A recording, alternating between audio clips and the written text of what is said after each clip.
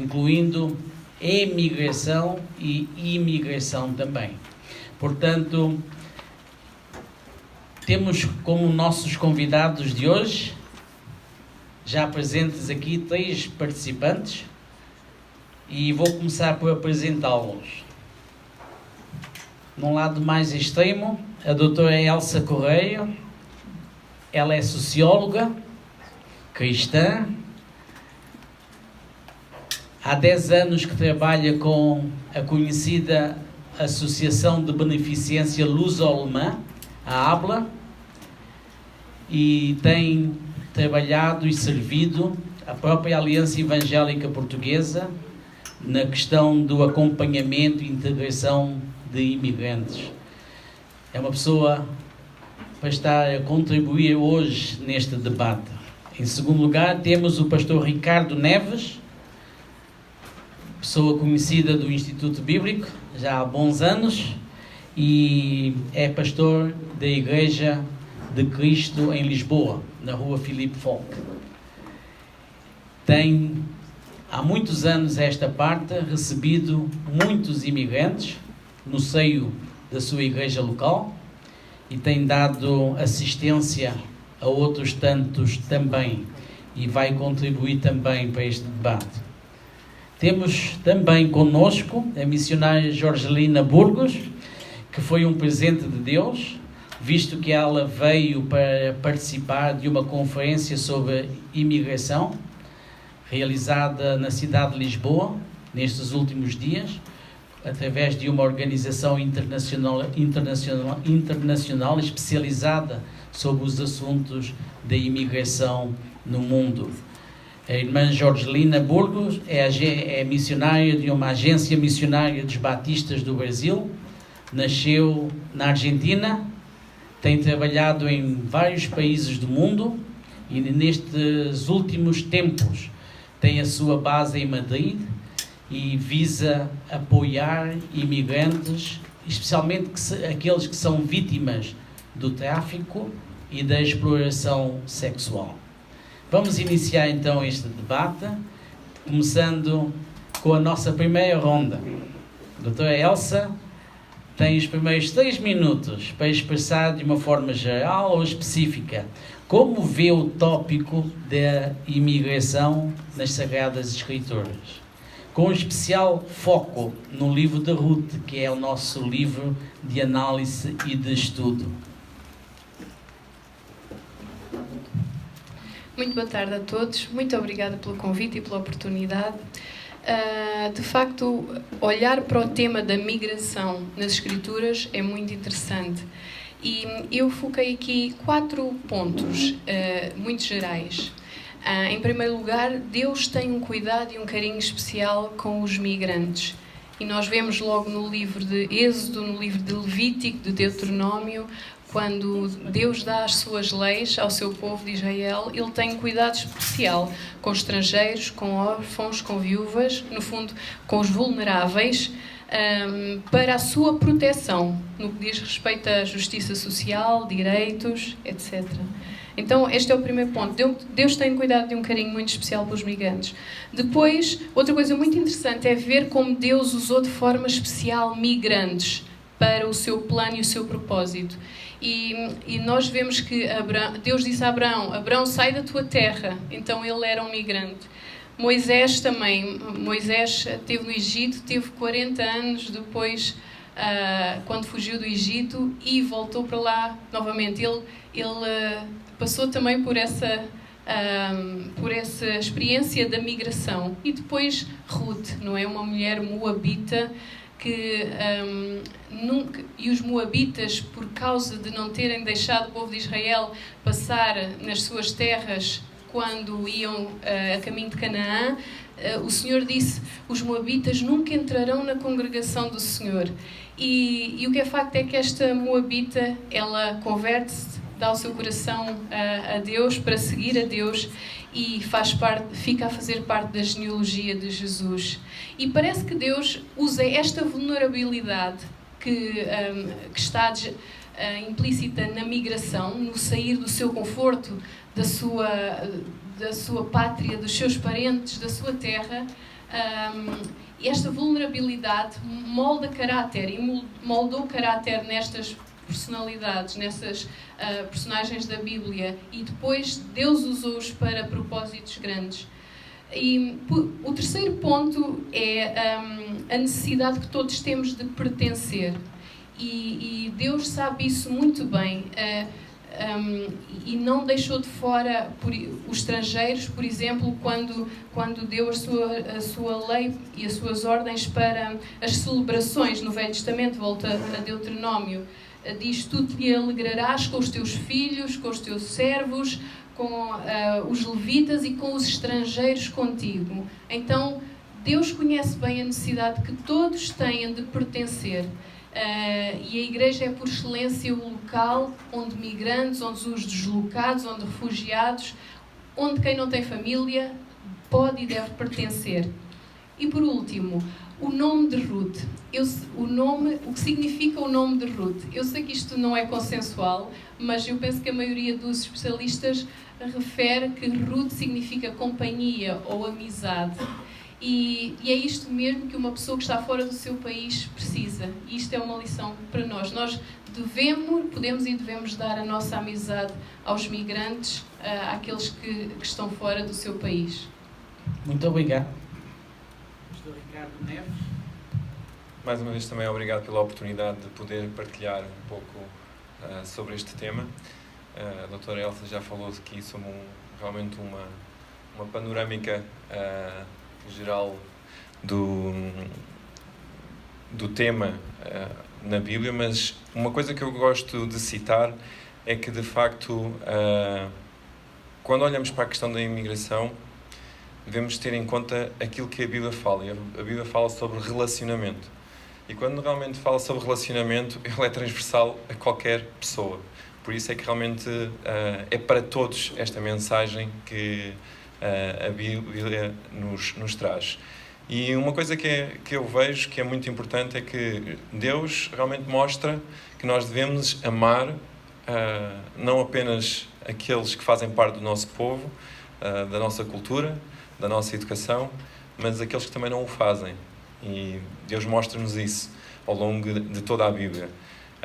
De facto, Ruth mostra-nos isso de uma forma clara, mas ao longo de todas as Escrituras nós vemos isso, que é a preocupação de Deus de passar a mensagem ao povo que realmente devem amar, e o estrangeiro deve fazer parte da nação a qual estão a habitar.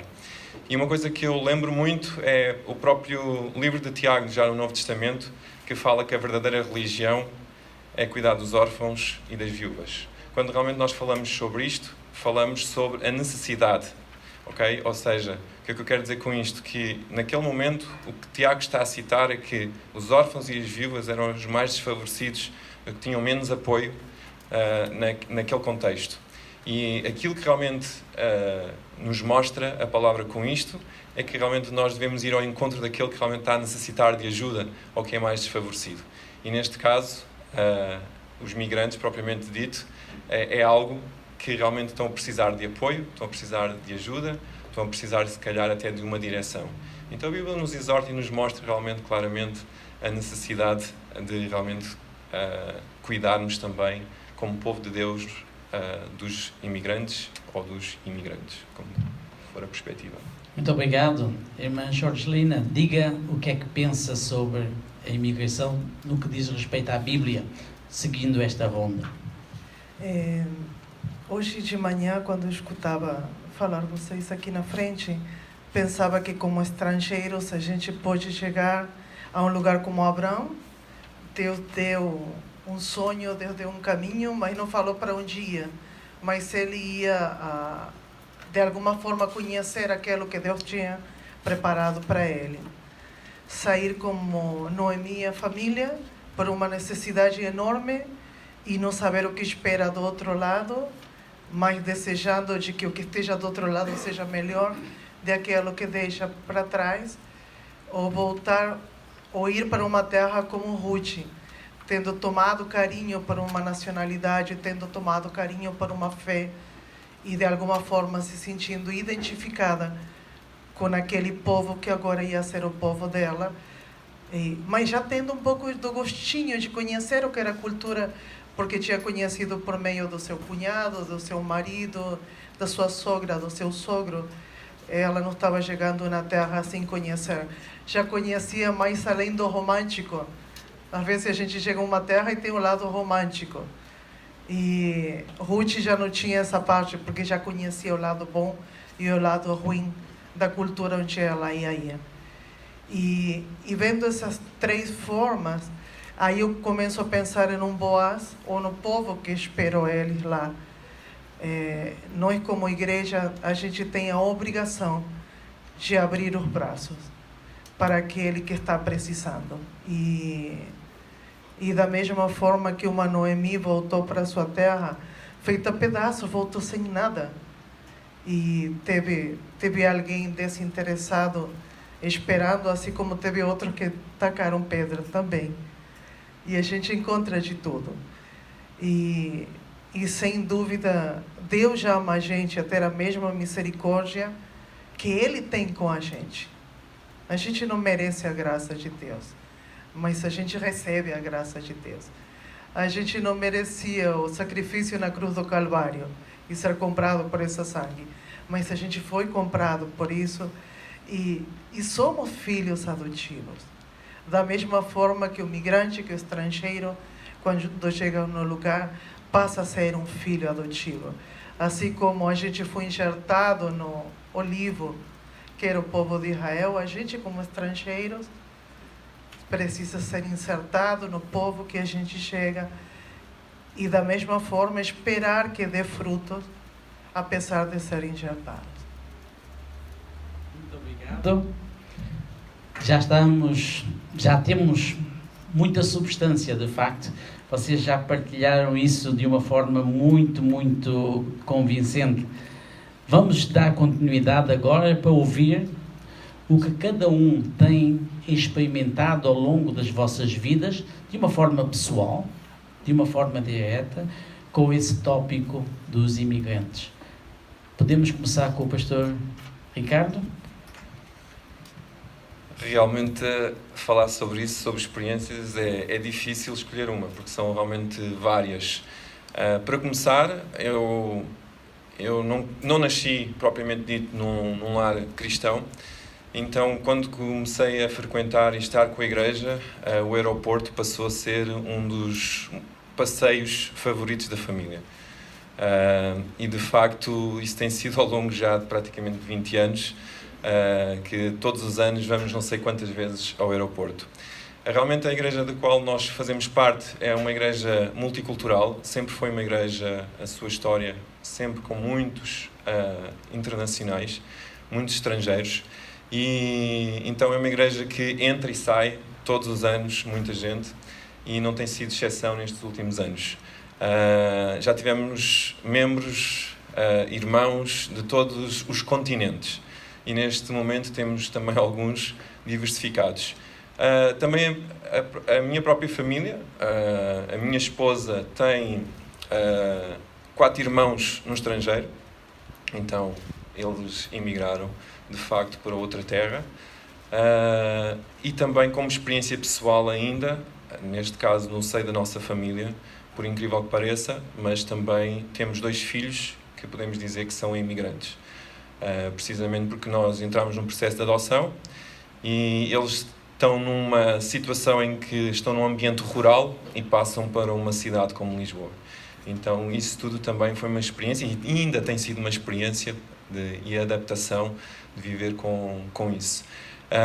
Contudo, no seio da igreja, uma das experiências que neste momento está a acontecer é realmente nós, por exemplo, e se visitarem a congregação, é natural que possa acontecer no meio do culto terem assim uns borbulhidos assim ao fundo, ou seja, são 1, 2 grupos que podem estar a traduzir aquilo que está a ser realizado ou feito ou pregado.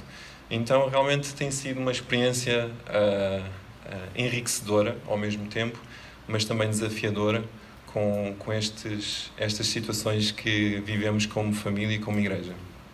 Muito obrigado. Irmã Jorgelina, a sua experiência? relacionado com essa temática? Em primeiro lugar, eu sou migrante. Deus tem me permitido morar em vários lugares. Mas eu lembro, como você disse, é difícil achar só uma experiência, né? Escolher uma entre muitas. E uma das principais foi quando eu fiz minha primeira célula de estudo bíblico na igreja, na Argentina. Lembro que chegou uma peruana e começamos a conversar. Eu tinha um grupo, meu grupo era específico para missões. E era um grupinho pequeno, a ideia era que fossem 5, 10. E quando marco uma segunda reunião, ela me chega com 35 peruanos mais. Primeiro, não tinha onde colocá-la, não tinha lugar. E quando me encontro com eles lá, é um encontro que falávamos o mesmo idioma, mas a cultura era outra, a forma de cultuar era outra. Cada vez que eu pegava a Bíblia para ler, todos se colocavam de pé. Aí eu ficava nervosa, porque digo, gente, e agora? Não. E chegavam de terno e gravata, e todos arrumados, e era muito diferente para mim isso. E também foi muito forte, porque esse grupo que estava vindo, todos eles tinham sido vítimas de trabalho escravo. Todos eles tinham chegado como vítimas de trabalho escravo.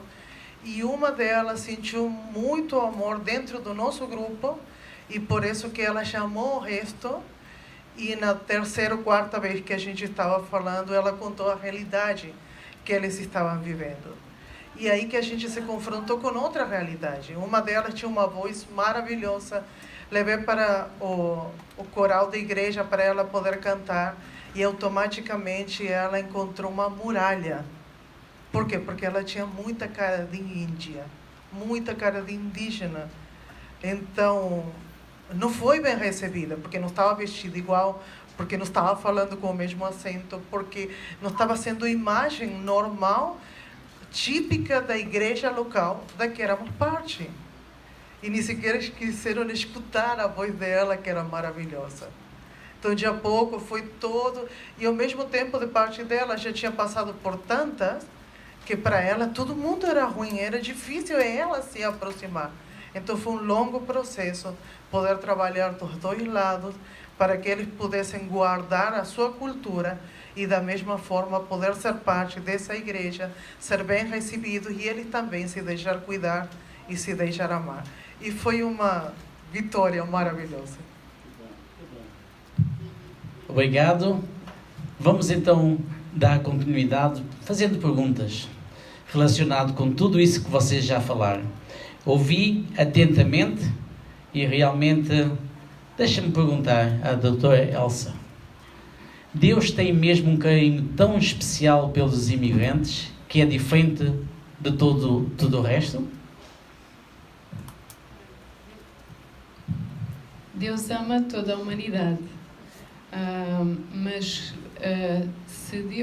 penso que se Deus registou na sua lei estas indicações específicas, foi porque sabe que o ser humano muitas vezes vacila diante da diferença e de quem é diferente. E por isso são pequenos lembretes, não é? Olha, não se esqueçam dos estrangeiros, não se esqueçam dos mais frágeis.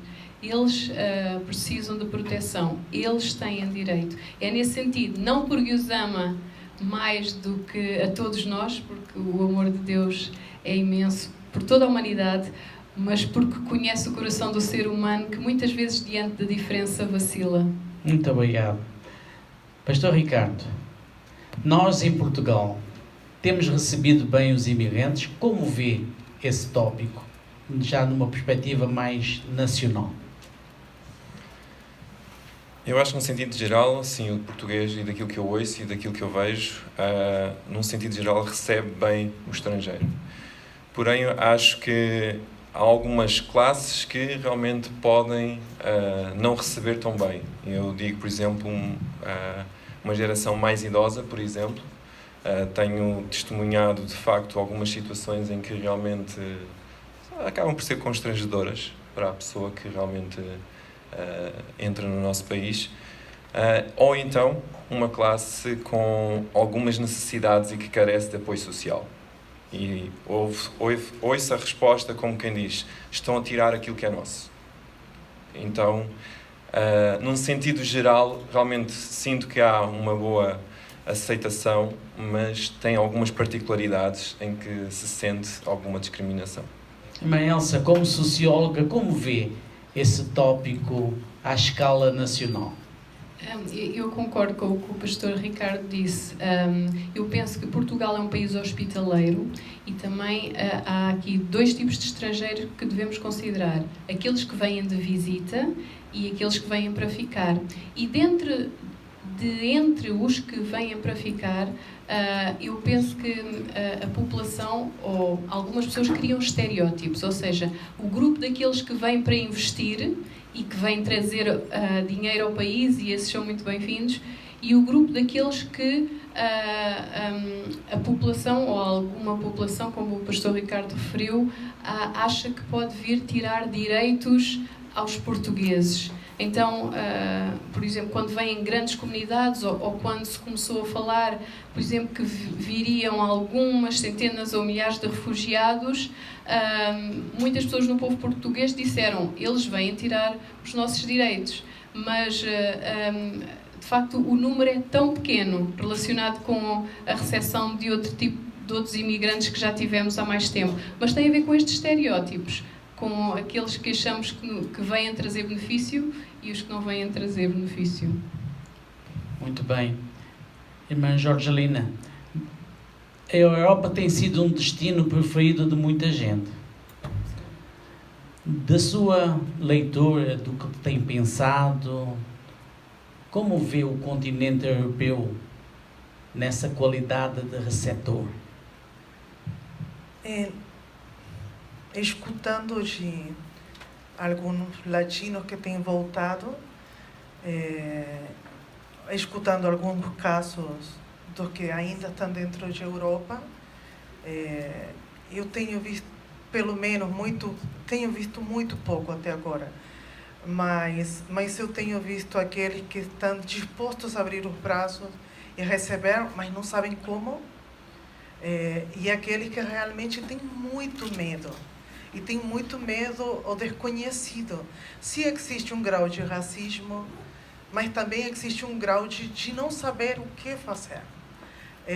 Eu estive uns meses atrás na Itália, conversando com um grupo de italianos de umas igrejas, e tem uma palavra muito forte no meio, que é a palavra óbvio.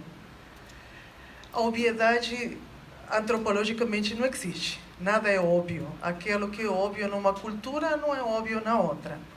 E às vezes certas coisas de cultura diferentes, pelo fato de não entender por quê, ou para quê, ou como o outro faz, me faz ter temor e colocar uma barreira no meio. E muitas vezes, por essa falta de conhecimento do que é óbvio de um lado e do outro, se tem deixado de lado ao migrante que está precisando de ajuda. Aquilo que vocês falavam, aquele que vem de férias. Eu vou falar uma coisa muito... Depois, se você fala que eu falei isso, eu vou negar. Mas, quando o argentino está na Argentina, ele trata de cuidar de tudo. De não sujar, disso.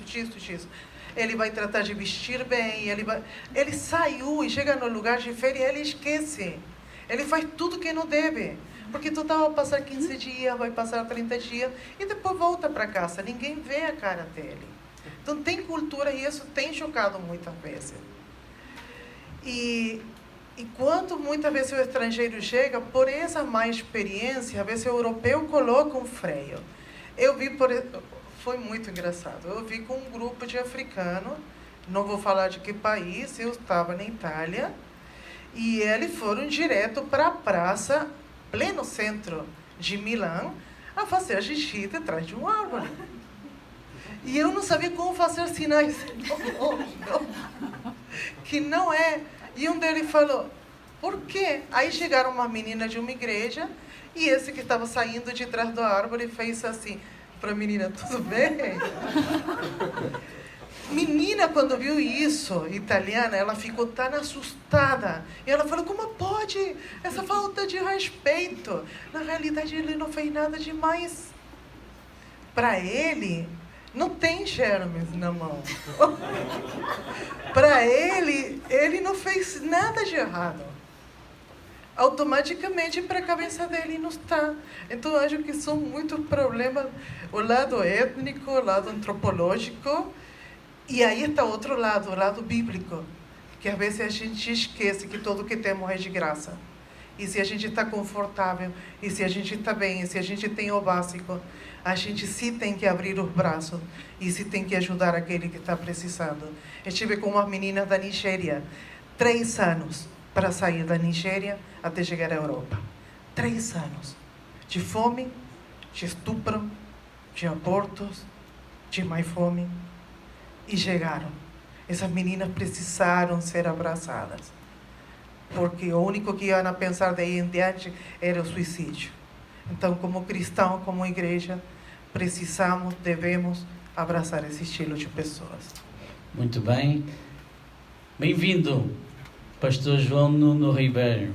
Nasceu na África do Sul, em Moçambique, foi viver para a África do Sul uns bons anos, 12 anos, e veio para Portugal, estudou na escola vizinha aqui, de Fanhões, das Assembleias de Deus, casou com uma japonesa, brasileira de origem japonesa, e viveu uns anos no Japão, 20 anos no Japão, e nos últimos meses, um ano e meio na França.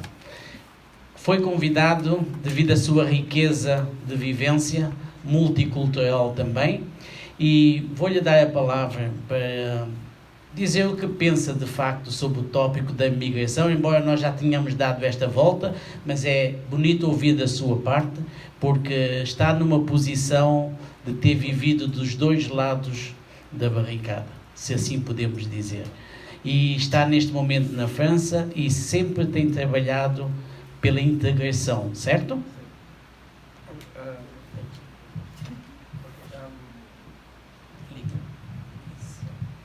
Olá, boa tarde. Meu nome é Nuno. Sou pastor agora em Paris e devemos fazer com a abordagem bíblica em cima do livro de Ruth. Não, a sua experiência. A minha experiência. Bem, eu não tenho tanta vivência assim sobre como é recepcionar estrangeiros aqui. Quer dizer, a não ser os 12 anos que eu também fui um estrangeiro aqui, mesmo sendo português, meus pais são portugueses, somos da região de Alcobaça. Fomos muito bem recebidos, não tenho motivos de queixa.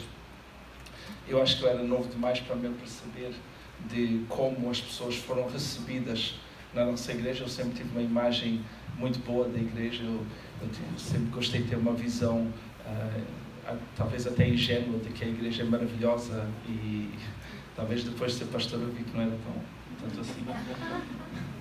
E a culpa deve ser do pastor. Mas eu estive então no Japão e eu já estava óbvio que também fui um imigrante lá e eu pude participar do momento de ser recebido. Eu pessoalmente amei o Japão.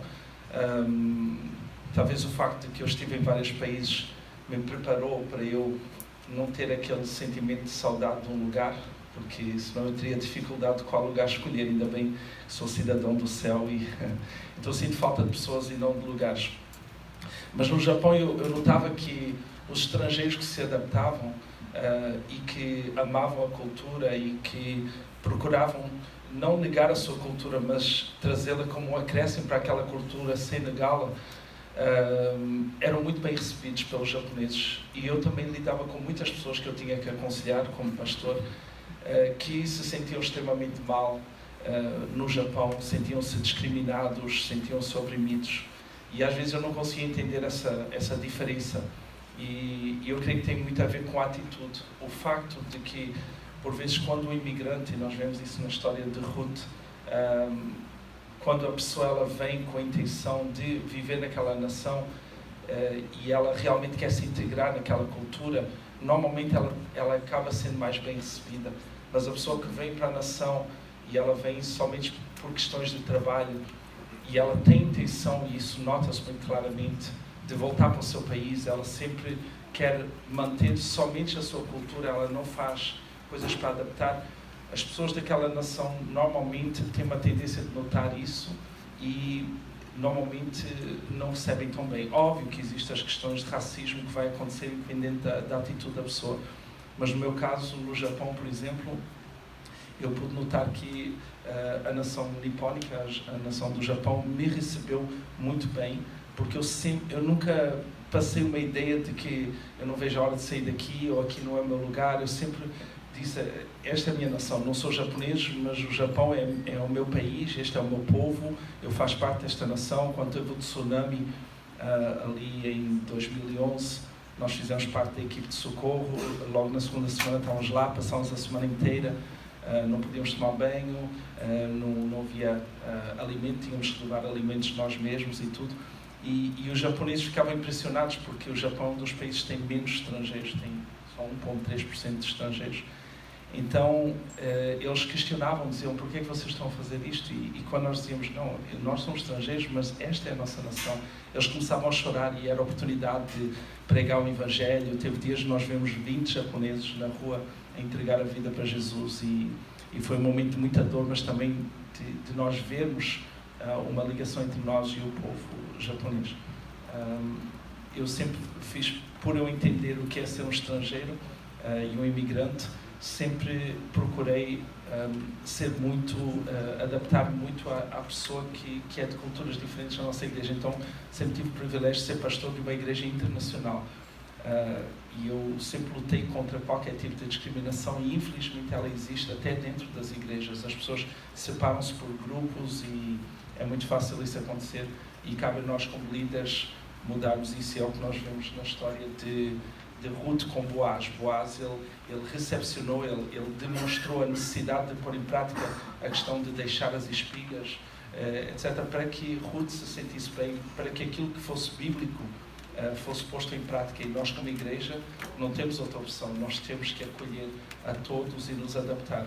Mas óbvio que aquele que também está chegando, ele tem uma responsabilidade de não ser como Orfa, que queria muito estar na Judeia, mas também queria muito ficar em Moab. E ela realmente queria, ela chorou, ela tinha um desejo profundo de ir para aquela terra, mas ela não conseguia parar de pensar. E quando houve insistência, ela acabou voltando. Mas Ruth, ela estava determinada. Então eu acredito que quando a pessoa ela realmente quer estar no país, ela abre as portas para ser mais bem recebida. Fiquem à vontade em participar nas respostas, sem eu ter que direcionar necessariamente a pergunta. Mas o que é que significa receber bem alguém? O que significa? Como se faz? Como se distingue entre receber bem alguém e receber mais ou menos, indiferentemente? Quem nos pode ajudar nisto? Porque ainda estamos no primeiro verbo do nosso tema, como receber. Então vamos deixar isso muito, muito bem claro, para que todos aqui saibam distinguir o que significa realmente como receber bem. Depois vamos concentrar no receber bem os imigrantes cristãos entre nós, para potencializá-los. Mas ainda dentro do primeiro verbo. Fiquem à vontade.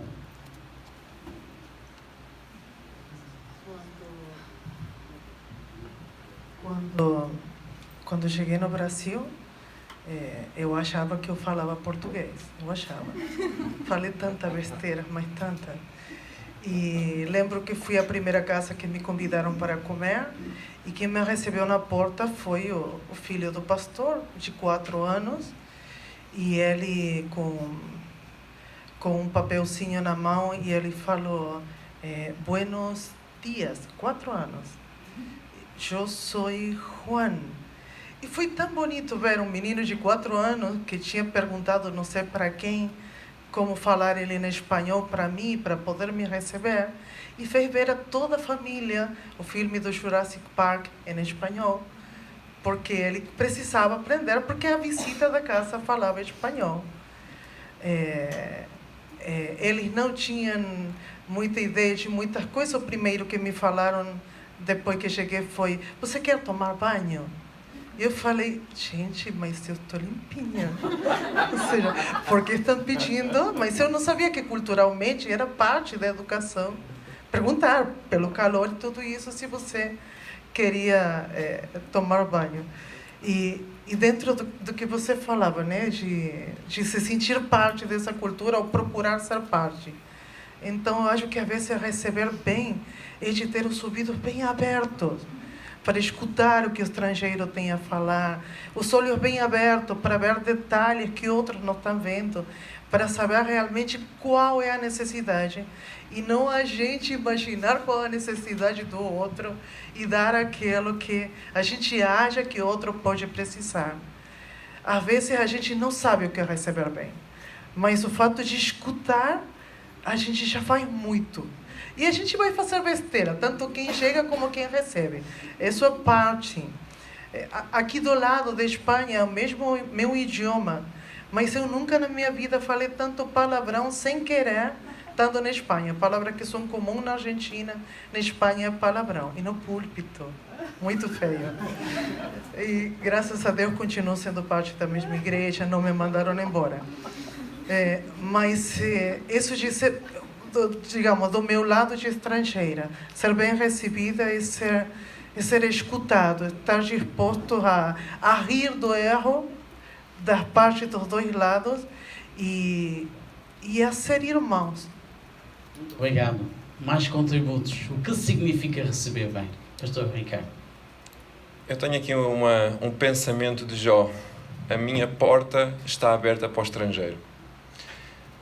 A porta da minha casa está aberta para o estrangeiro. E, de facto, eu e a minha família e a igreja realmente tentamos ser uma família independentemente se é crente ou não.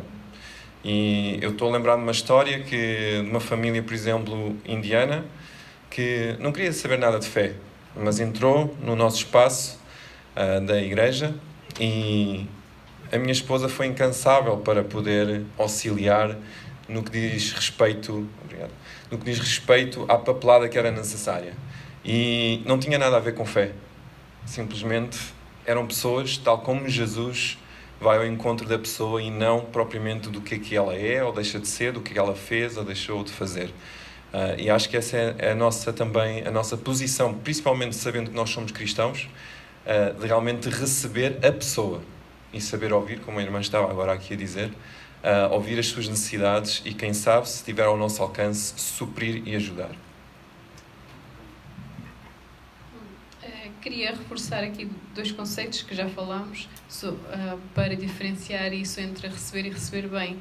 Portanto, todos nós, enquanto membros de uma comunidade ou de uma igreja, podemos receber, dizer olá, como está a ser simpáticos, o tal sorriso, mas penso que para ser bem recebido ou para a pessoa se sentir bem recebida é a questão da pertença. Fazer o outro pertencer àquele lugar, fazer parte da família, fazer parte da comunidade. E isso implica um esforço nos 2 sentidos. Não só a pessoa que vem de fora adaptar-se aos costumes, mas a pessoa que já está também conhecer os costumes e os usos e a cultura daquele que chega. Um esforço nos 2 sentidos. Acho que isto é essencial. E depois procurar esta mesma pertença. A nível mais técnico, há 2 conceitos que se ouvem muito regularmente, que é o intercultural e o multicultural. Isto pode parecer que é igual, mas diz-se que o multicultural ou multiculturalismo tem a ver com a coexistência pacífica entre 2 culturas. Okay? Vou dar um exemplo. Ali está uma cultura da América Latina, aqui está a cultura portuguesa e pronto, e coexistimos pacificamente, não há conflitos, mas cada um no seu grupo ou na sua comunidade. O interculturalismo pressupõe mais do que isto, pressupõe trocas recíprocas, interação recíproca entre as 2 culturas, Talvez podemos aprender mutuamente, não só aquelas coisas mais práticas que todos, se calhar podemos fazer este tipo de iniciativas de gastronomia, da língua,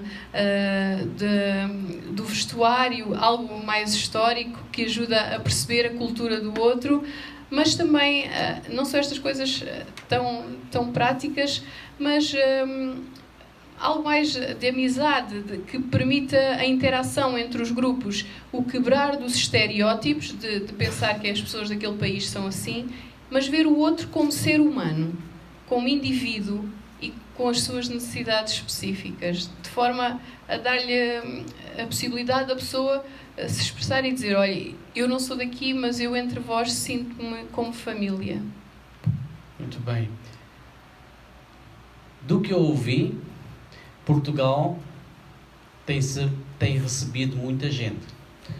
Ao meu lado está alguém que é considerado por alguns, e até mesmo na sociologia, como um retornado, porque muitos voltaram das ex-colónias nos anos 74, 75 até os 80. Tivemos uma grande recessão. Dizem os números, mais de 500 mil, a caminho de 1 milhão. E Portugal foi um caso de sucesso. Pacificamente recebeu a todos, colocando-os em muitos lugares do país.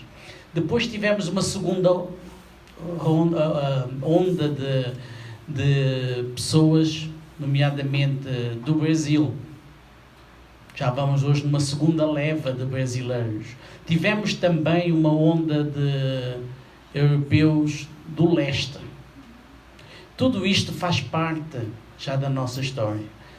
Agora, mais especificamente, a Igreja Portuguesa, tal como vocês a conhecem, tem recebido bem esses imigrantes cristãos no nosso meio? A Igreja Portuguesa, enquanto núcleo de pessoas cristãs que seguem a Deus, que pregam a palavra, que vivem o Evangelho, ou tem havido muitas dificuldades? Qualquer um pode responder. Eu penso que a irmã aqui terá um pouco mais de dificuldades, mas os demais podem responder a esta pergunta, que é pertinente para passarmos para a segunda fase aí. Fiquem à vontade, talvez o pastor... Eu só posso falar da igreja onde eu congreguei, a Igreja Batista de Alcobaça. Eu posso dizer que nós fomos muito bem recebidos.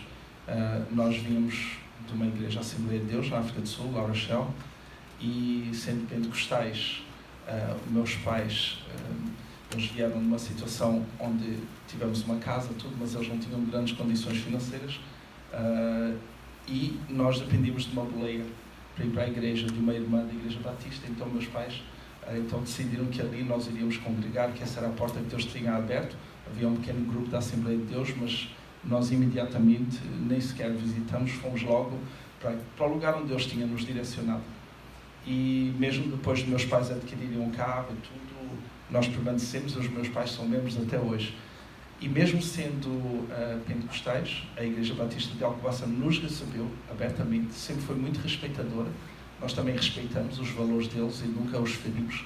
Então, era engraçado ver o pastor, quando falava e ensinava sobre o Espírito Santo, os malabarismos que ele fazia para não ofender e ao mesmo tempo manter os valores batistas, mas foi impressionante.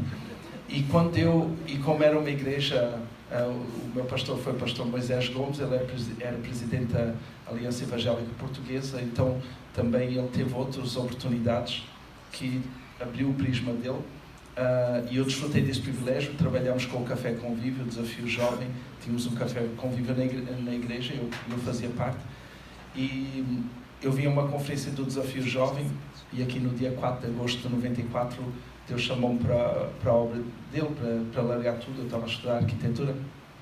Eu lembro que eu voltei para a igreja num sábado e eu disse: pastor, eu sinto que Deus está-me a chamar-me para a obra missionária. Ele disse: o que é que pensas fazer? Eu disse: não sei, alguma coisa que eu possa fazer lá, logo, Desafio Jovem, Operação Josué. Ele disse: tudo bem, mas eu te aconselho a estudares, né? Porque se tu vais com a roupa que tu tens no corpo, tu vais a um lugar, tens de voltar no mesmo dia. Uma mala pequena, podes ir 2, 3 dias. Uma mala grande, podes até ficar um mês. Quanto maior a tua bagagem, mais longe tu podes ir. E eu falei, uau, interessante. Aí eu orei naquele sábado, à noite, no dia seguinte, que era o culto, eu disse, pastor, eu orei, eu sinto realmente que eu deveria ir, mas eu tenho uma notícia triste. Ele era professor, acho que no Tujal aqui, e também no Seminário Batista, e eu escolhi a terceira opção, que era o Monte Esperança, não por rebeldia, mas porque meus irmãos já tinham estudado lá e eu queria alguma coerência teológica para não haver brigas dentro da família, porque eu acredito que a igreja é uma família constituída por famílias, eu acho muito importante. E ele não somente concordou, como ele fez uma assembleia de igreja, e a Igreja Batista pagou meus estudos no Monte Esperança, que é uma coisa assim inédita. Então, enquanto a Igreja Batista de Alcobaça, até hoje, no Japão, o meu sogro era pastor, ele fundou 27 igrejas no Japão, 80 em vários lugares do mundo, temos 6 igrejas na Indonésia, 7 nas Filipinas, tem 30 e tal no Brasil e tal. Abriu aqui na Benedita, onde nunca teve uma igreja evangélica. E então ele é do movimento pentecostal e eu não tive dificuldade. Aliás, eu fui o primeiro aluno não pentecostal a ser aceito no Monte Esperança. Eu nem sei como é que eles me aceitaram, né?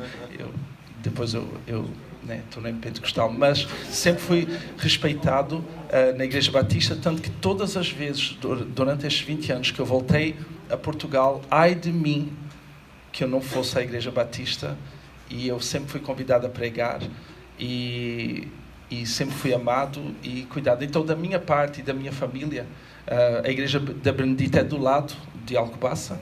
O meu pai pediu autorização, juntamente com o meu sogro, para evangelizar, pediu autorização ao pastor da Igreja Batista, que autorizou. Ele andou de casa em casa a pregar o Evangelho. E hoje tem mais de 50 pessoas ali convertidas.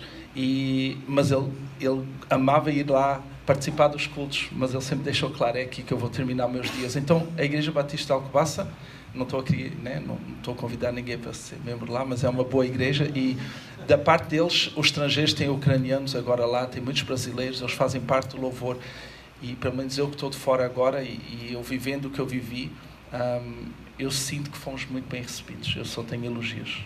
Uma boa experiência positiva, tomara que sempre fosse assim, com tudo e com todos. Mas todos sabemos que não é. O que os demais têm a dizer sobre esse ponto de recepção dentro da comunidade evangélica portuguesa?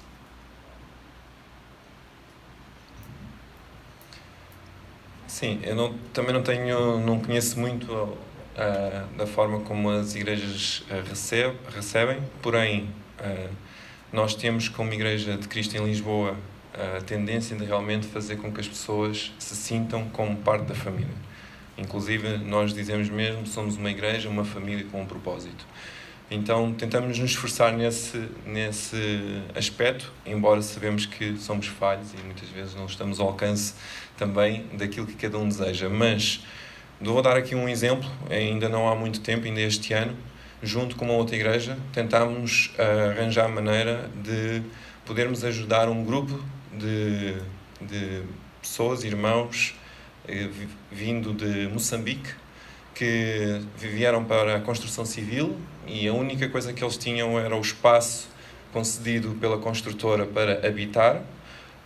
Não podiam receber ninguém ali, então o esforço que as duas igrejas fizeram foi realmente pegar nas suas carrinhas, que faziam parte da comunidade, irem até à zona onde eles habitavam para poder levá-los até a uma igreja. Então, assim, neste aspecto, vimos pelo menos duas igrejas preocupadas, juntas, trabalharam nesse sentido para que realmente houvesse um acolhimento desses irmãos sem família, cá em Portugal, deixaram as suas famílias em Moçambique, então tentámos realmente fazer com que eles se sentissem que realmente têm uma família aqui em Portugal. Podia contar outros casos, mas esse é o mais recente. Penso que a ABLA tem muito a dizer nessa matéria, sem dúvida alguma. Na ABLA nós, entre os colaboradores e também nas famílias das crianças que ajudamos, das crianças que temos nos nossos centros infantis, temos cerca de 20 nacionalidades. E de facto há diferenças culturais, mas é possível todos unirmos, vivermos unidos. E neste caso entre os colaboradores, que há, por exemplo, alemães, há do Brasil, há de África, há portugueses, que têm aspectos culturais diferentes, mas é possível trabalhar juntos para o mesmo propósito. Da mesma forma, penso que as igrejas têm conseguido lidar muito bem com as diferenças culturais. E uma das coisas é porque, por exemplo, em igrejas onde há uma família, 2 ou 3 elementos, as pessoas não se sentem também inibidas ou não se sentem constrangidas com um grande número de uma comunidade externa ou estrangeira. Nas cidades, muitas vezes, quando há números mais elevados de uma comunidade, e não estou só a falar entre os cristãos, mas vêm muitos imigrantes de uma outra cultura, pode levantar alguns receios, alguns constrangimentos. Mas, como diz a palavra de Deus, Deus não nos deu um espírito de temor, mas de amor, de poder e de moderação. Então, com o amor e com moderação, acho que podemos chegar e ajudar a todos. Devemos nós incentivar igrejas étnicas ou igrejas multiculturais ou ambas? A esse respeito, eu tenho uma opinião, porque eu acredito que existe, óbvio, de ambos os lados uma responsabilidade. A igreja que recebe e as pessoas que estão a vir. Eu creio que o peso de responsabilidade e de trabalho está mais sobre a pessoa que está a chegar, que não é daquele país. Eu penso, porque eu já vivi isso, eu creio que a igreja e a cultura, ela deve de criar um espaço onde a pessoa se sinta bem recebida, onde ela tenha espaço para ela se sentir importante e para ela crescer. Mas a pessoa que está a chegar, ela tem que aproveitar esse espaço para ela também se adaptar, língua, etc. Por exemplo, eu estava lá no Japão e nós trabalhávamos com japoneses e também havia uma comunidade brasileira muito grande. Não pastoreei nenhum português, a não ser minhas filhas, são só 100 portugueses no Japão, menos de 100 portugueses, numa nação com 127 milhões, então é muito difícil achar. Quando o Jorge Sampaio, o presidente, foi ao Japão, ele teve que jantar comigo, porque metade da população portuguesa na minha cidade morava na minha casa, então ele não tinha opções no Expo 2005. E então trabalhava muito com a comunidade brasileira, que são quase 300 mil, e eu notava algumas pessoas que tinham dificuldade e, como eu disse, reclamavam da nação, sentiam-se oprimidos. E eu notava que eles estavam ali somente com o corpo, a alma e o espírito deles, o cérebro, assim, a vontade deles e o espírito deles estava no Brasil. E eles viviam sempre nesta dificuldade. E a minha função, eu achava como pastor, por ter vivido em várias culturas, era transportar o espírito deles, a nível espiritual, a vontade deles estar espiritualmente a servir a Deus ali, e a mente deles e o coração deles trazer de volta para o Japão e dizer assim, olha, tu não tens de ficar aqui a vida toda, mas enquanto estiveres aqui, entrega-te completamente, porque só assim vais ter sucesso e vais ser bem recebido. E eu creio que a função da igreja, por exemplo, nós ali, nós fazemos isso no Japão também, mas na França, o que nós fazemos é fazer as pessoas sentirem-se importantes. Nós damos os passos, nós pedimos para eles cozinhar para nós, quer dizer, não é querer aproveitar, mas é realmente mostrar que nós estamos interessados em conhecer a cultura deles, a comida deles. Então nós experimentamos, temos várias nações africanas, temos os franceses, temos também os portugueses ali, então de vez em quando também tem bacalhau, no caso da França. E então nós criamos um ambiente onde a pessoa se sinta que ela faz parte da igreja, que ela é importante, ela traz o que ela tem da cultura dela como um acréscimo, ela acrescenta, mas ela tem uma responsabilidade muito grande de também se adaptar dentro desta liberdade, porque se ela não tem liberdade, porque às vezes nós podemos criar benefícios demais, que para mim eu penso que é, nós dizemos, ok, podem usar o nosso espaço para fazer um culto só na vossa língua.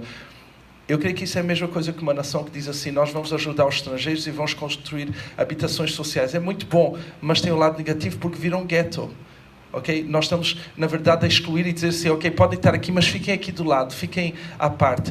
E aí é onde vêm os problemas. Eu creio que nós temos que criar uma solução, não somente a nível de sociedade, mas como igreja, que a pessoa diga, tem espaço para estar aqui, mas tu tens de te integrar connosco. Se tu ficares só no teu gueto, tanto sozinho com a tua cultura, não vai funcionar nem para ti nem para nós. Então, é tentar achar esse espaço. Não acham que isto é um peso muito, muito elevado para se colocar no imigrante que chega até nós, às vezes em número muito elevado, às vezes em situações quase sem preparo? Pelo que eu ouvi do pastor Nuno, é mais os missionários que se preparam para ir para outro país, têm um curso de formação transcultural, mas muitos vêm em massa e não têm esta preparação. Como esperar tanto deles, inclusive esta maturidade de saber ser parte do povo para onde chega? Talvez a sociologia aqui nos explique um pouco. Se eu puder só dar uma chega sobre as igrejas étnicas. Em 2016 foi feito um estudo pela Assessoria de Missões da Aliança Evangélica sobre o número de igrejas, e eu por acaso até tenho aqui o gráfico, o número de igrejas em Portugal, e o que se vê no gráfico é que o número de igrejas sobe ali nos anos 80, 90, 2000, e uma das razões que o estudo aponta para isso é justamente as igrejas étnicas, os irmãos que vieram de África, do Brasil, do leste. E quando começa a crise em Portugal, crise económica, em 2007 mais ou menos, que muitos regressam para o Brasil e para os países do leste, houve um decréscimo acentuado no número de igrejas portuguesas este estudo aponta para um decréscimo das igrejas étnicas, não só, mas que também contribuiu. Portanto, apesar de eu concordar ali com o pastor Nuno quando diz que parece que as igrejas étnicas que ficam mais fechadas, a cultura fica mais fechada em si e é mais multicultural, ou seja, eles estão naquele canto e as outras...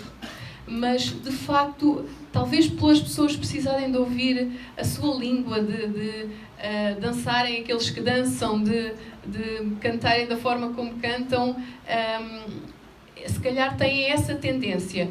E de facto, as igrejas étnicas contribuíram e muito para o crescimento da igreja portuguesa nestes anos mencionados.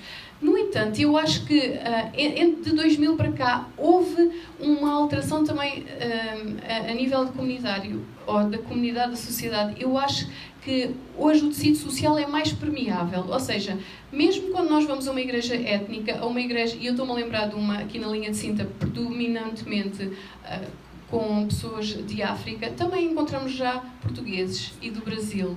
E a mesma coisa, uma igreja predominantemente brasileira. Também já lá há pessoas de Portugal e também vindas de África. Eu acho que o tecido social já é mais permeável.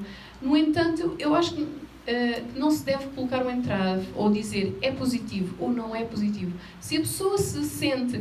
Se há uma liderança, se as pessoas se sentem que pertencem àquela igreja que é maioritariamente de africanos e que está a funcionar bem, que está bem integrada e que tem relação com as outras igrejas da cidade, acho que sim, que deve continuar.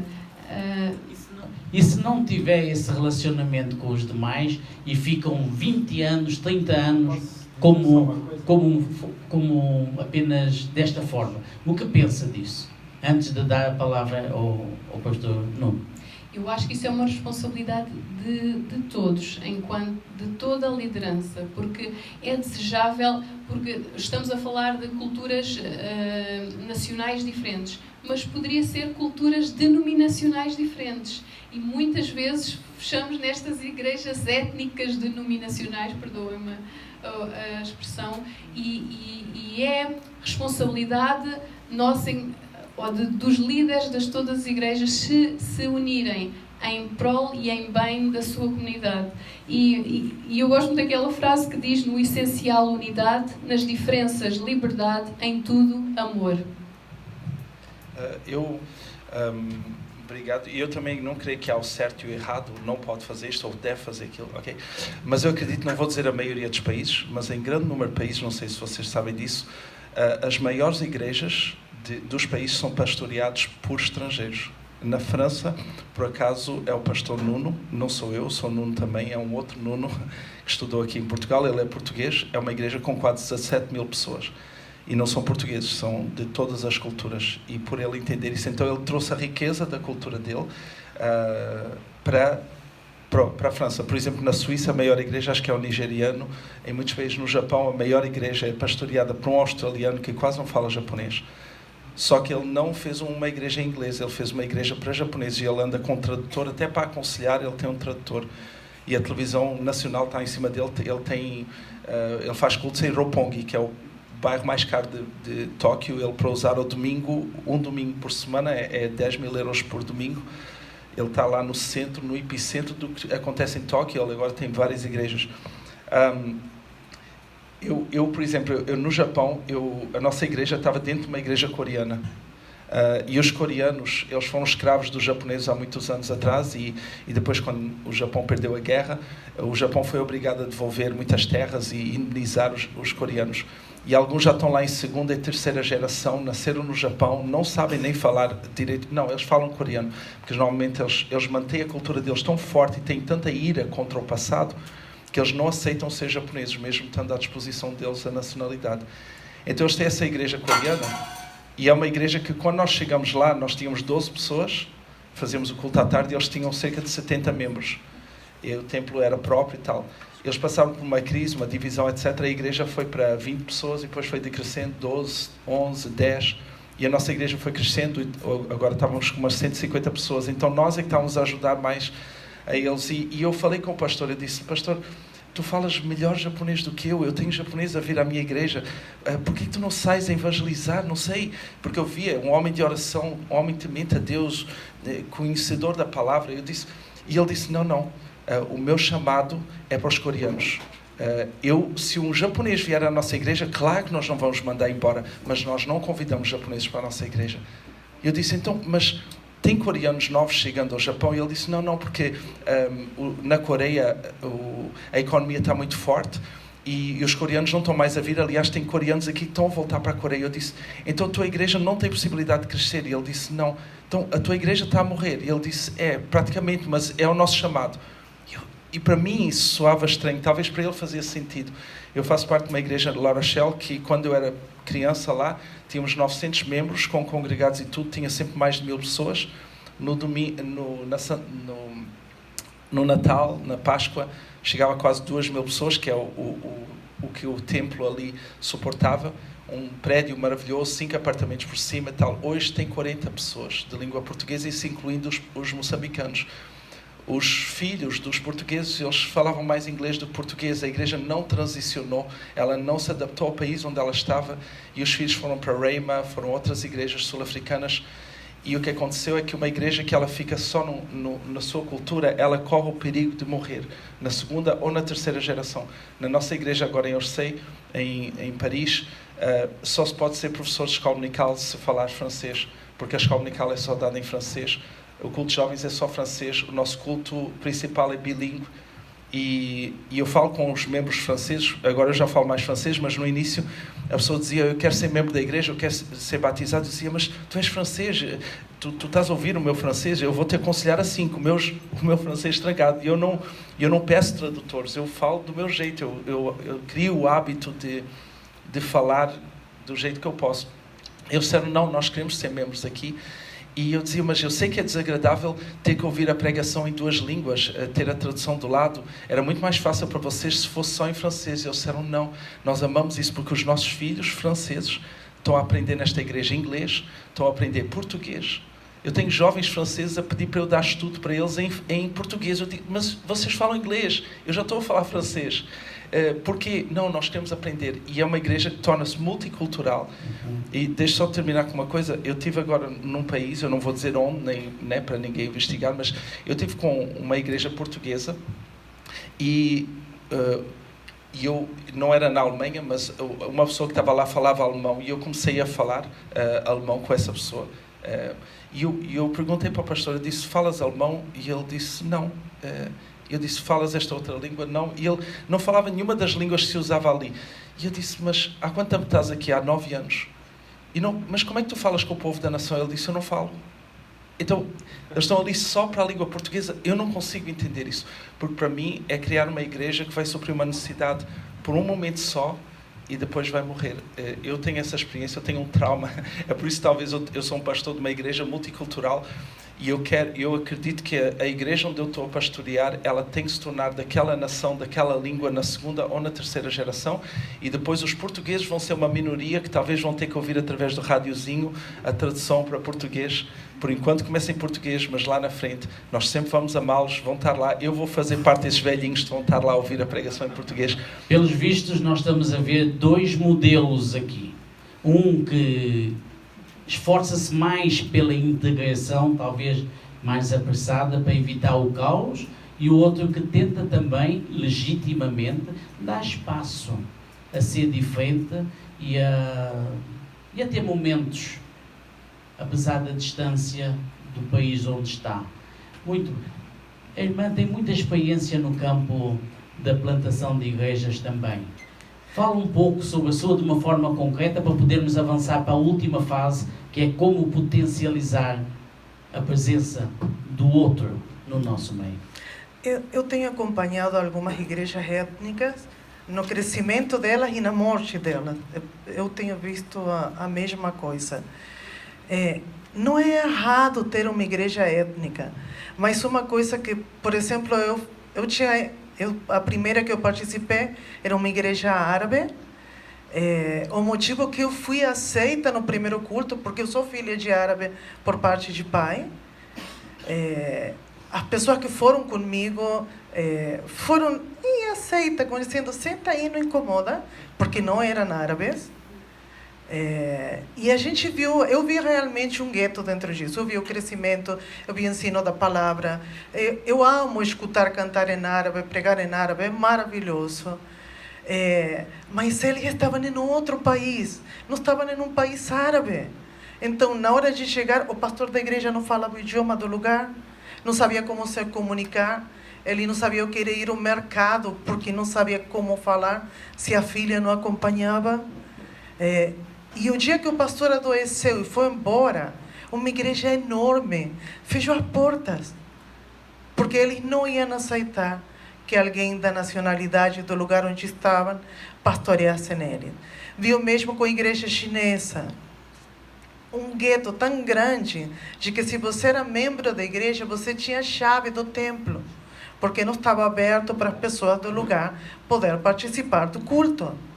Aí eu inventei uma vez, isso dentro do Brasil, eu inventei ir com 5 brasileiros. A pessoa que estava pregando na frente, eu falei, por favor, você pode trazer um tradutor? Ele falou, claro. E colocou o tradutor do lado e falava assim, ele leu a Bíblia. Meia hora depois, falou sobre Jesus. Meia hora depois, levanta que oramos e vamos embora. Essa foi a tradução, maravilhosa. Me senti muito tocada. Mas a gente vê isso, o gueto não funciona em um lugar. E era o que eu falava, não vão rir de mim, mas eu dava aula de português para os chineses, tadinho deles. Mas eu dava aulas para eles, e eu perguntava assim, alguém chamou vocês? Foi um brasileiro lá e falou para vocês, moço, você pode ir para o Brasil abrir uma pastelaria? Que eu estou precisando de uma pastelaria lá? Não. Você, por algum motivo, chegou ao Brasil. Então, você tem que fazer teu papel para conhecer a cultura, para saber como trabalhar, para saber como chegar. E a igreja local, o que eu falava para os pastores das igrejas locais, digo, quando você foi chamado a pastorear neste bairro, Deus falou assim, você pregará somente para os homens, você é só para as mulheres. Não, quem morar lá, não interessa a nacionalidade, me preparo para pregar aquele que precisa do evangelho. Então, tema de experiência, o que eu posso falar é isso. Eu tenho trabalhado em 5 igrejas étnicas diferentes. Quando me deram a oportunidade para abrir uma igreja étnica, eu não abri igreja étnica. Eu fui igreja por igreja para falar com os pastores, para dar capacitação para o pastor local, o professor da escola dominical, o obreiro local se preparar para evangelizar de forma étnica aquele que está perto. Preciso aprender o idioma do japonês, do chinês, do árabe? Não. Ele precisa aprender meu idioma, não sou eu que moro aqui. Então, já tenho a primeira ferramenta para poder chegar para ele. Ele precisa no idioma local. E aquilo de traduzir. É gostoso.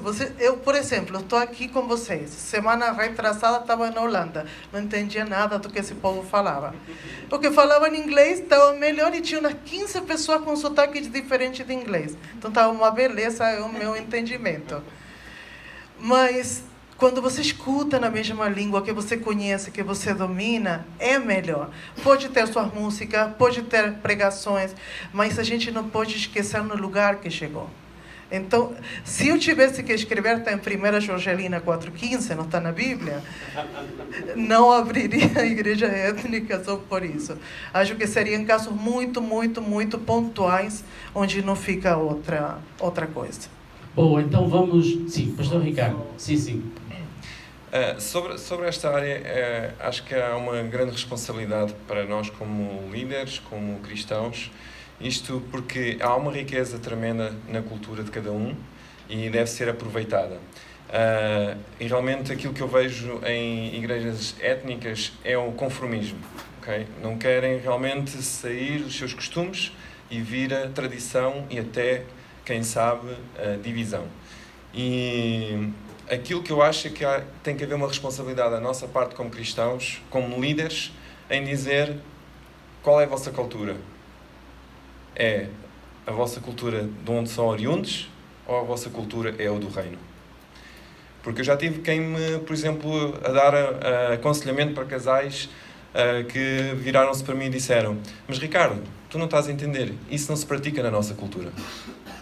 E eu tive que dizer: olha, também não estás a entender.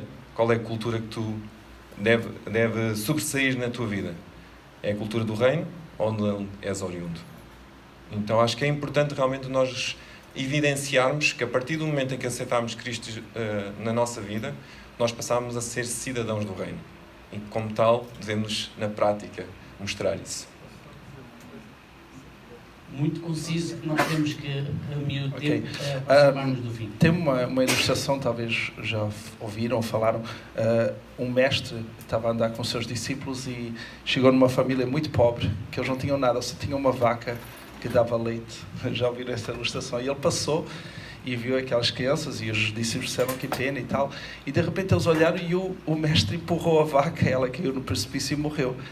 E eles ficaram assustados com aquilo, mas não disseram nada. E um ano depois eles passaram lá e encontraram a família bem vestida e tudo bem. E perguntaram ao mestre: mas o que aconteceu? Por que fizeste isso? E ele disse: bem, eu matei a vaca que dava leite, porque quando se tira aquilo que lhes dava o pouco, eles estavam acomodados àquilo, eles tiveram que procurar outra coisa para se sustentar e prosperaram.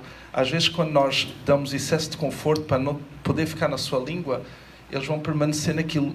Nós, na nossa igreja, vamos cantar em várias línguas, cantamos 3 louvores em francês, 1 em português, nós adaptamos-nos, mas sempre deixamos um nível de desconforto para que você tenha que aprender a língua, e eu creio que não é só no nível espiritual, eu creio que quem aceita esse desconforto prospera financeiramente, profissionalmente, porque a própria igreja está a empurrá-lo para uma situação que lhe vai beneficiar no mundo profissional, porque ele é obrigado a aprender a língua até na igreja.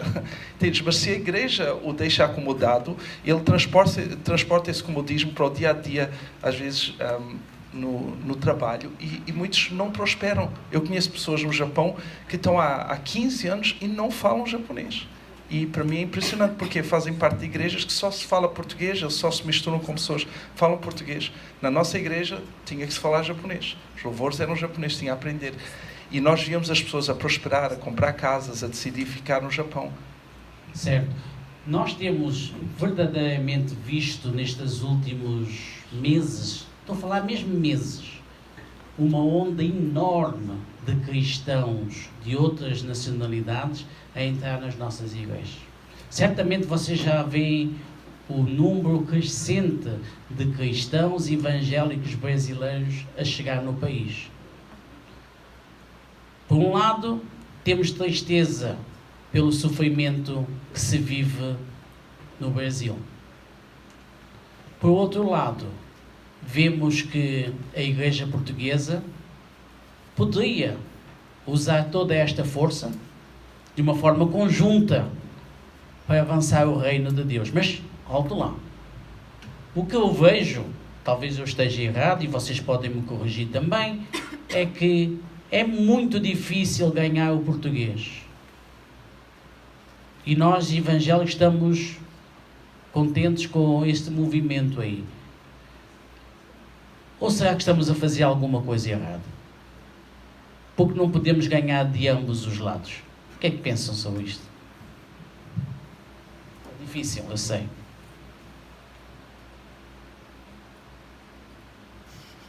Não sei se o pastor Fabiano está a querer chegar ao ponto em que temos de reconhecer, e é verdade, que muitos cristãos estrangeiros de outros países, do Brasil e não só, que vêm para Portugal, vêm também com um chamado específico ou com um propósito, por exemplo, de ajudar a plantar igrejas, a revitalizar comunidades.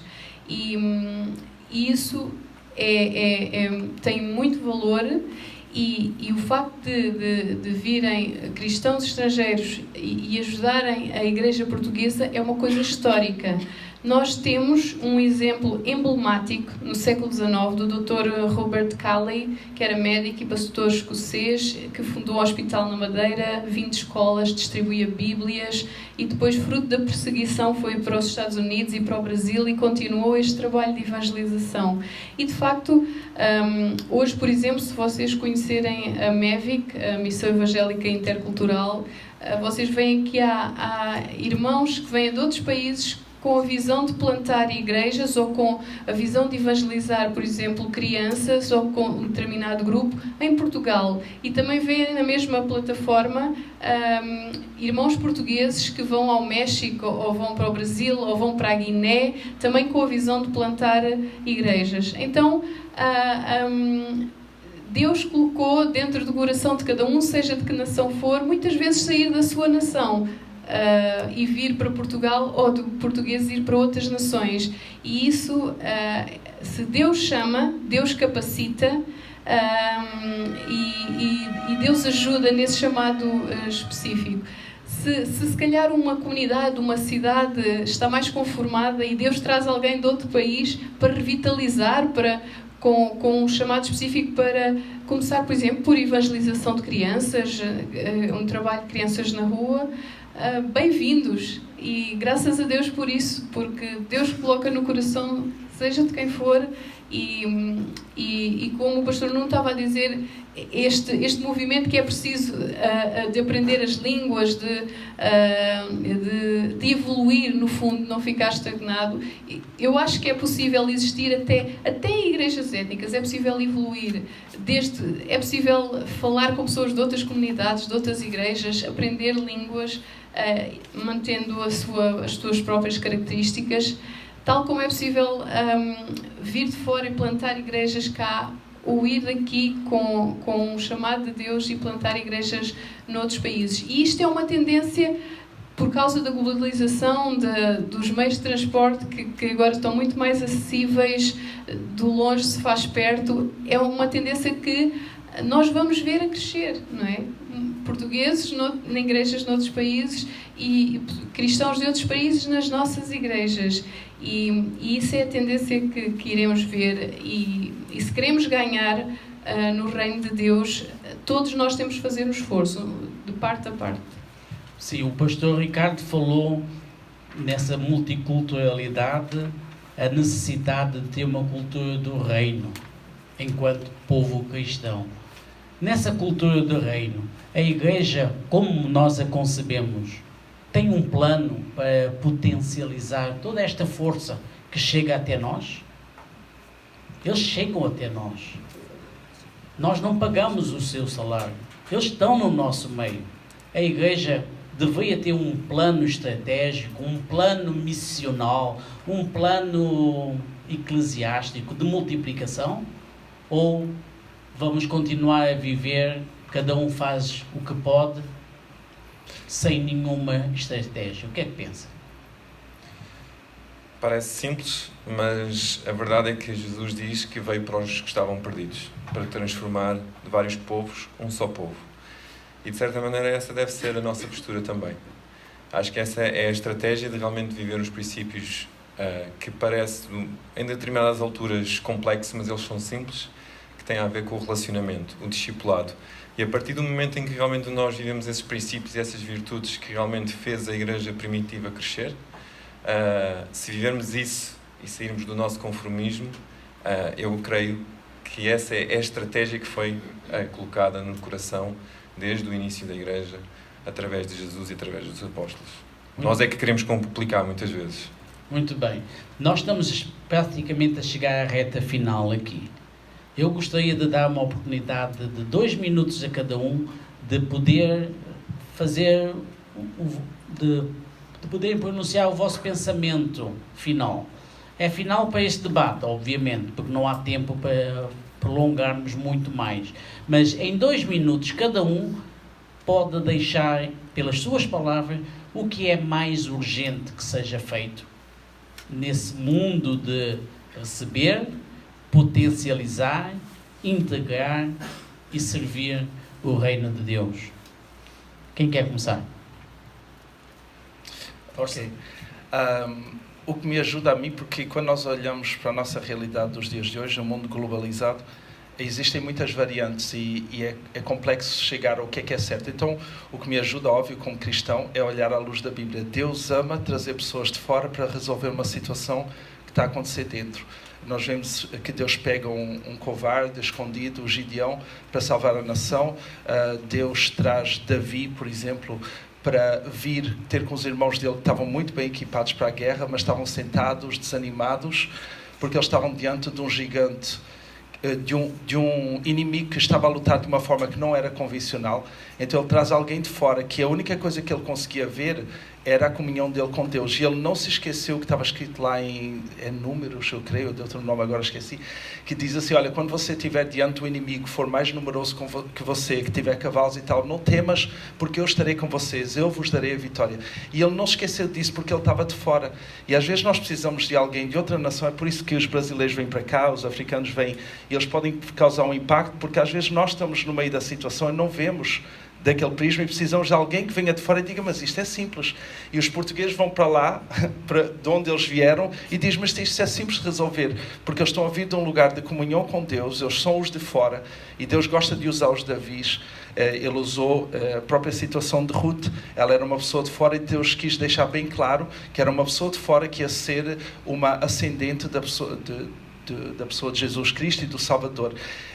Então Deus ama usar pessoas que vêm de situações, e até o próprio facto de nós lermos que quando se fala de Ruth, não se usa o nome Ruth, sempre vocês vão ver Ruth a Moabita, sempre vai se usar o facto de que ela veio de um lugar que seria vergonhoso, porque é resultado de um relacionamento entre um homem bêbado e a sua filha perversa. Eles eram rejeitados pela nação israelita e Deus decidiu, é essa pessoa que eu quero usar. Jesus veio de Nazaré, onde não veio coisa nenhuma, nenhum professor, nenhum mestre, nasceu em Belém. Eu, como pai, se eu puder que a minha filha nasça em Cascais, na minha casa mais rica, e tenha um berço de ouro, eu faria, punha nas melhores escolas. E Deus, podendo criar um palácio para o nascimento do seu filho, permitiu que ele nascesse num lugar como uma manjedoura, porque Ele gosta de trazer coisas de fora para dizer assim, olha, não importa de onde tu vieste, se tiveres a visão certa, tu podes transformar a situação. Muito obrigado. Vamos seguir essa ordem até ao final. Se você que está aqui não é português, é de outro lugar, então aprenda da cultura. Leia, saiba quem é o presidente, quem está governando, quem o ator mais famoso, qual a música de moda. Aprenda sobre a cultura o máximo. Aprenda a fazer prato do lugar. Caminhe na rua, conheça a cultura o máximo que puder. Torcer para o esporte. Oi? Torcer para o esporte. Não, essa parte esqueça.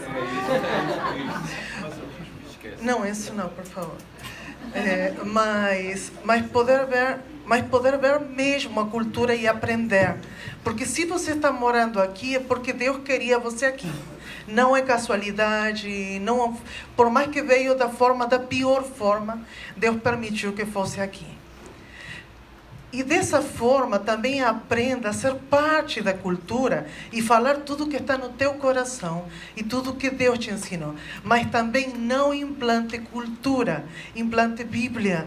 A Bíblia que é supracultural. As nossas culturas estão cheias de defeitos, de pecados, de erros, por mais que tenham coisas boas, como a carne argentina.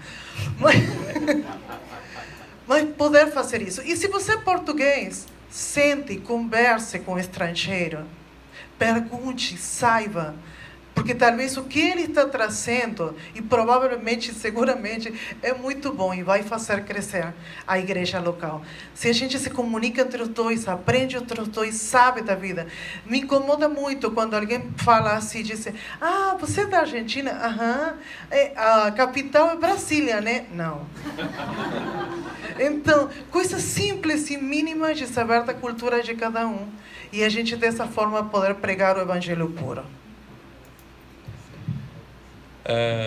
Concordo muito com aquilo que o Nuno acabou de dizer. Às vezes é preciso alguém de fora para ver aquilo que é preciso fazer no nosso seio. E aproveito para dizer que é muito importante, e àqueles que aqui estão presentes, que devem incentivar isso nas vossas famílias e também na vida das vossas comunidades. O fator mais importante para uma base sólida, saudável na sociedade é a família. Seja ela qual for a cultura. E é isso, se ainda não perceberam, é isso que o inimigo está a destruir, dia após dia. Por isso, para realmente vencermos estas questões culturais, vamos realmente alicerçar as nossas famílias e na fé, para que realmente possa-se entender que realmente não há cultura que supere o amor dentro da família. E isso, vamos ter igrejas saudáveis, vamos ter igrejas com impacto e que vão influenciar aqueles que estão a necessitar também de apoio. Eu queria deixar um desafio, se é que posso fazê-lo.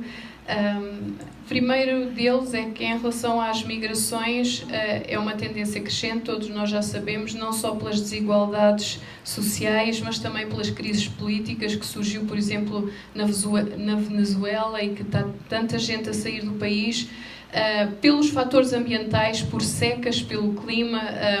Prevê-se que de 50 a 150 milhões até 2050, até o ano 2050, que haja até 150 milhões de deslocados por causa do clima, os refugiados, que são uma realidade agora, e nós precisamos de conhecer a realidade à nossa volta, conhecer para agir melhor, conhecer para receber melhor e conhecer as pessoas para potencializar melhor aquilo que eles podem fazer pelo reino de Deus. E muitas vezes nós não tendemos a recolher dados, a fazer estudos, a saber o que é que funcionou naquele país, o que é que funcionou naquela comunidade. Mas é importante pensar e refletir sobre isso e traçar estratégias entre liderança no meio da igreja, paralelamente ao amor. Conhecer e amar, duas coisas que devem andar paralelamente, para que possamos agir melhor e receber melhor todos. Eu quero acreditar que quando tudo isso for transcrito em texto, esta comunidade e muitos outros terão muito que absorver, porque foram ditas aqui coisas extremamente válidas, importantes, pertinentes, e haja sabedoria por parte da Igreja Nacional Portuguesa para aprender com esta reflexão que vocês tanto contribuíram. Muito, muito obrigado, em nome do Instituto Bíblico, em nome da Conferência ABEN, pela vossa participação. Que Deus seja louvado por isso. Muito obrigado a todos. Temos o nosso intervalo e temos o nosso tempo de 45 minutos, creio eu, de intervalo, antes de iniciarmos esta sessão. Temos o bar à vossa disposição, as mesas para convívio, e a todos, muito obrigado por esta participação, em especial às nossas visitas que tiveram e dedicaram tempo para este efeito. Muito agradecido.